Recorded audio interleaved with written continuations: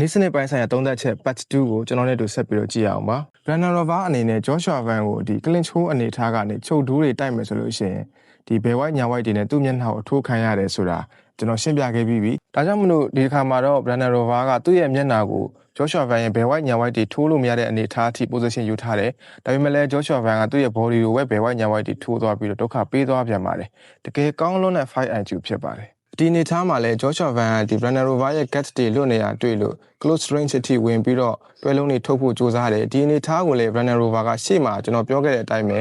ဒီ clinch hole လုပ်ပြီးတော့ခေါင်းကနေကင်ထားတယ်ဒူးတွေနဲ့တိုက်ပြီးတော့ဖြည့်ရှင်းမှုကြိုးစားပြန်ပါတယ်ဒီခါလဲ Brandon Rover အနေနဲ့မအောင်မြင်ခဲ့ပြန်ပါဘူး Brandon Rover ရဲ့ game plan ကမှားနေတာမျိုးတော့မဟုတ်ပါဘူးသူ့အနေနဲ့ Joshua Van က close range တွေကိုဝင်လာတိုင်းဂုတ်ကနေကန်ပြီးတော့ဒူးတိုက်ဖို့ကြိုးစားတယ်၃ချိန်ဝင်လာတယ်၃ချိန်စလုံးအဲ့တိုင်းကြိုးစားခဲ့ပေမဲ့ Joshua Van တကွက်ပို့ပြီးတော့မြင်နေတဲ့ပုံစံမျိုးဖြစ်သွားတဲ့ကြောင့် Brandon Rover အနေနဲ့ဒီ game plan အလုပ်ဖြစ်သွားဘူးလို့ပဲပြောရပါတော့မယ်ဒါဆိုရင်အနည်းပြကွက်နဲ့ပြန်ကြည့်ရအောင်ပါ Brandon Rover က clinch hole ယူတယ်ဒူးတိုက်တယ် Joshua Van ကတော့ body shot တွေ၅လုံးလောက်တွဲပြီးတော့ထိုးသွားတာကိုတွေ့ရပါလိမ့်မယ်ဒီနေရာမှာဆိုလို့ရှိရင်တော့ Brandon Rover အနေနဲ့တစ်ချက်၅ချက်လောက်လဲလိုက်ရတဲ့သဘောမှရှိပါတယ်ဒီနေရာမှာလည်းကျွန်တော်တခြားရှင်းပြမယ် Brandon Rover ကဒီညာချက်ထောက်တယ်ဘယ်ကဖြောင်းလက်တီလိုက်ပါတယ် Brandon Rover ရဲ့ဘယ်ဖြောင်းလက်တီက Joshua Van ရဲ့မေးရိုးတဲ့ကိုထိုးတာပါထိရင်ကျနိုင်ပါတယ်ဒါပေမဲ့ဖြောင်းလက်တီရဲ့သဘောတဘာဝကို Joshua Van က slip လုပ်ပြီးတော့ရှောင်ပါတယ် white လက်တီဆိုလို့ရှိရင်တော့ slip လုပ်ပြီးရှောင်လို့မရဘူးငုံရှောင်မှပဲရပါမယ်ဒီနေရာမှာဖြောင်းလက်တီထိုးလိုက်တဲ့ Brandon Rover ရဲ့ဘယ်လက်ကိုညာဘက်ကိုတစ်ချက်ရင်းပြီးတော့ slip လုပ်ပြီးတော့ရှောင်တယ်လွတ်သွားတဲ့ကတ်ကိုညာ white ပြန်ထိုးသွားပါတယ်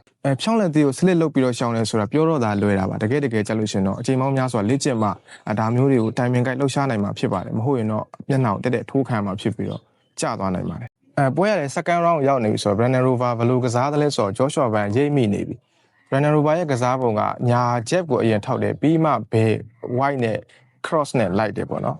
အဲ့ဒီအချိန်မှာညာ jab ထောက်ခံနေရင်သူကဘယ်ဘက်က cross လိုက်ဖို့ ready ဖြစ်နေတဲ့အတွက်ဂတ်ကလွတ်နေတယ်ဒါကြောင့်မလို့ Joshua Van Brandon Rover ရဲ့ညာ jab ထောက်ခံနေအနေထားမှာလွတ်နေတဲ့ gap ကိုအမြန်လေးလက်ထွက်နှုံးမြန်နဲ့ပြေးထိုးလိုက်ပါတယ် Brandon Rover ဘာမှကိုမလုပ်လိုက်ရပါဘူးတကယ်တော့တိုက်ခိုက်ရေးအားကစားနည်းဆိုတာဒီလိုမျိုးရှုထောင့်ကနေကြည့်တဲ့တော့တော်တော်လေးအရသာရှိတယ်တိုက်ခိုက်ရေးအားကစားနည်းရဲ့သဘောတဘာဝကိုတော်တော်များများကတော့ဒီခွန်အားရှိရင်ကစားလို့ရတယ်လို့တွေးထားကြပေမဲ့တကယ်တော့ခွန်အားရှိတိုင်းကစားလို့ရတဲ့ကစားနည်းမဟုတ်ဘူးဉာဏ်ရည်ဉာဏ်သွေးနဲ့ပါနတ်မှုတွေ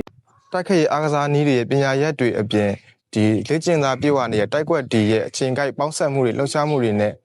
ကစားရတဲ့အားကစားနည်းတစ်ခုဖြစ်ပါတယ်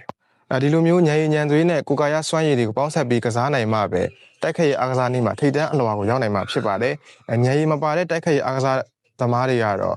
တာမန်ဖိုက်တာဘဝနဲ့နိုင်လိုက်ရှုံးလိုက်နဲ့ကျင်လည်နေရအောင်ပါပဲ